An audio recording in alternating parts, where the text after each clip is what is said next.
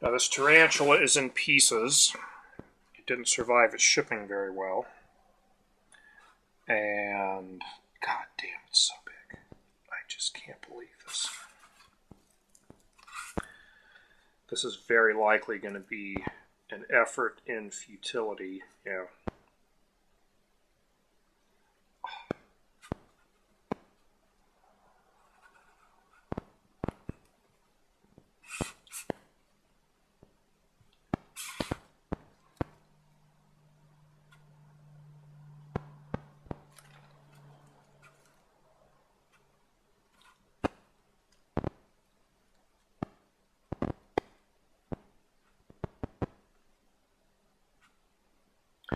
But the important thing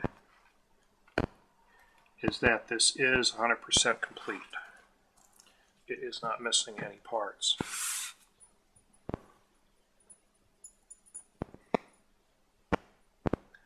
And that's my neighbor's dog going to do his routine. Okay.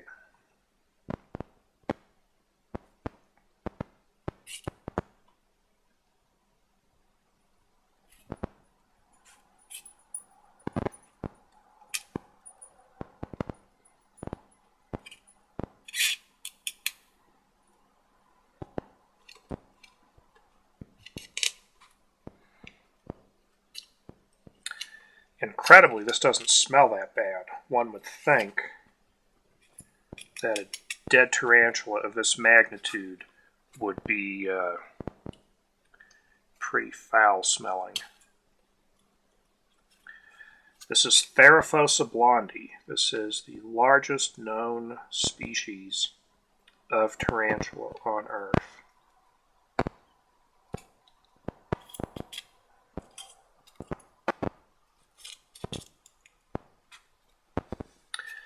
It is commonly known as the Goliath bird-eating tarantula, and that is no exaggeration. Its staple diet is birds. It will, of course, eat any insect it can pounce on. I have also seen for myself video on YouTube of one of these Goliath bird eaters attacking and eating a snake, which is like almost startling that a spider like this can eat a snake, that it can overpower and kill a snake. For those watching and wondering why the gloves are necessary, they are necessary because the hairs are extremely toxic.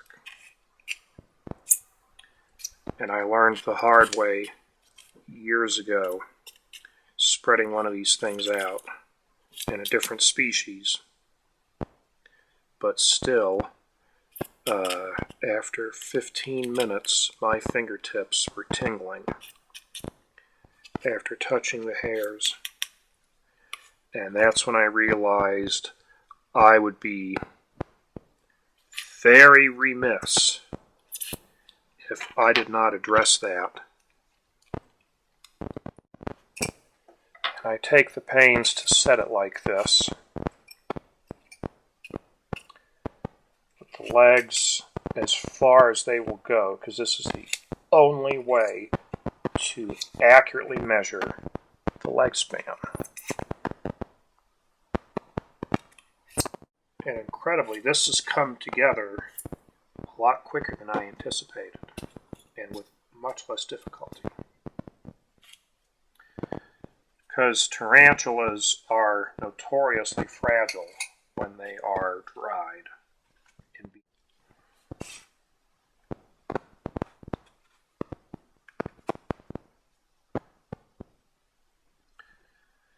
And for those who find spiders and tarantulas at all interesting as you're watching this, I just read in the news recently, well, not too recently, it's been discovered that tarantulas have silk spinnerets in their feet as well, which is what enables them to climb walls. That they are secreting fine amounts of silk through their feet. Everybody watching has to understand that I am arachnophobic, and I have been arachnophobic since I was a small child. So spreading this monster out is actually a pretty big deal. Right where the tip of my tweezers are, you can hear that. That's the claw. Each of these feet have claws on them. Here, look at the hind feet. Look at that sucker. Those are huge claws. I mean, seriously, those could really grab on and hold on to anything. Well, since we're pivoting it around, let's get a little 360 rotation going on here so we can get the front of it with those monster fangs. And you hold on that.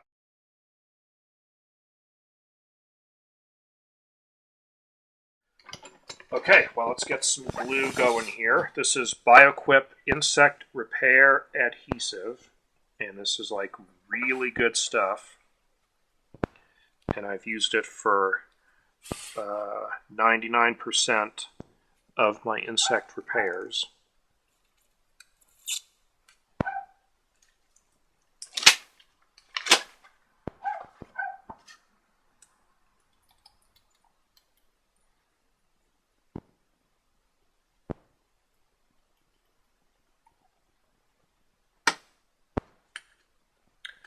All right.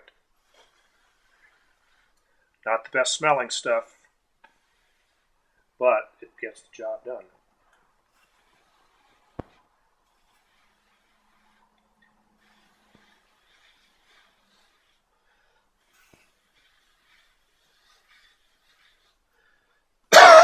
Oh my God.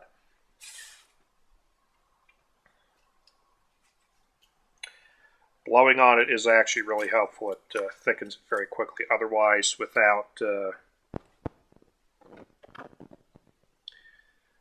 blowing on it and thickening it, it takes 15 minutes or more to thicken by itself.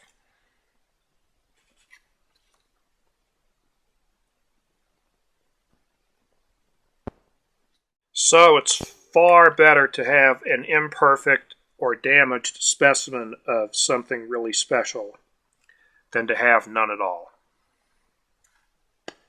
And with that philosophy in mind, here is a 10.5-inch Theraphosa Blondi tarantula. This is from Brazil. This was caught in 1979 by Dave DeRosa of Insect World. He sold it to me about 3.5 years ago, and it is now going to become part of my incredible insect collection. And let me tell you, this is something else. This is the biggest tarantula I've ever seen